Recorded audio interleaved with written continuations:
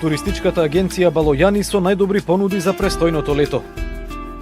Летувајте во најпопуларните Крф, Сивири и Халкидики по најниска цена од 55 евра и изберете еден од понудените хотели со најдобра услуга. Патувајте во топ дестинациите: Турција, Северен Кипар, Анталија, Тунис, Албанија. Автобуски превоз и чартер летови до сите дестинации. Само со туристичка агенција Балојани. Телефони 220 204 и 203 203. Македонско-турското здружение Мустафа Кемал Ататурк од Битола и Граѓанска асоциација од Битола денеска на Денот на младоста и спортот на Република Турција, празник кој што традиционално секоја година го прославува и нашето здружение, а е посветен на младите и пред се на спортистите. Денеска ќе подпишеме еден меморандум за соработка, нашите две здруженија, после кој меморандум започнуваме низа на активности, кои што ќе бидат во рамките на еден поголем проект, во кој што ќе се величат сличностите и разликите помеѓу обичаите на турците и на македонците во Битола и во Република Македонија,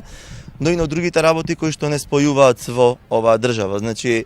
на ова подрачје веќе 600 и повеќе години живеат овие два народи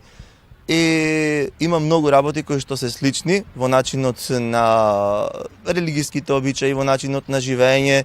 Имаме слична кујна, слични рецепти, значи од сите тие сличности, но и од разликите, ние се договоривме да направиме еден малку поголем проект во рамките на кој што ќе бидат реализирани повеќе активности, но денеска сакавме да го искористиме овој ден пред гостите кои што ќе бидат присутни на манифестацијата, да го подпишеме меморандумот за соработка и едноставно да ги засукаме ракавите и да се фатиме за работа. Морам да кажам дека идејата за проектот беше на Граѓанска асоциација. Ние ја прифативме затоа што навистина идејата беше одлична. Мислам дека ќе биде едно освежување не само во Битола, туку и во Македонија, затоа што проектот е планирано да се одвива во повеќе градови на Република Македонија, но велиме нели за тоа потоа, затоа што сега е во фаза на подготовка на активности, подготовка на буџет и други слични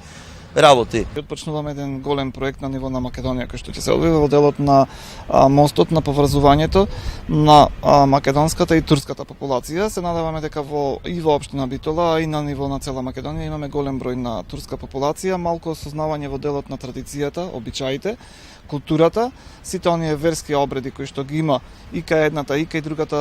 популација воспоставена во една заедништво, во еден мост каде што на некој начин ќе ги осознат младата популација целата таа култура, традиција, обичаи,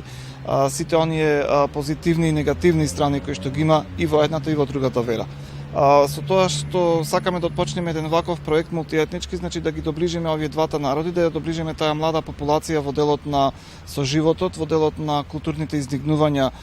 на ниво на Македонија. Се надеваме дека со самата проектна активност можеме да ги поврзиме и двата народи, значи македонскиот и турскиот народ. Мостот на поврзување би ни бил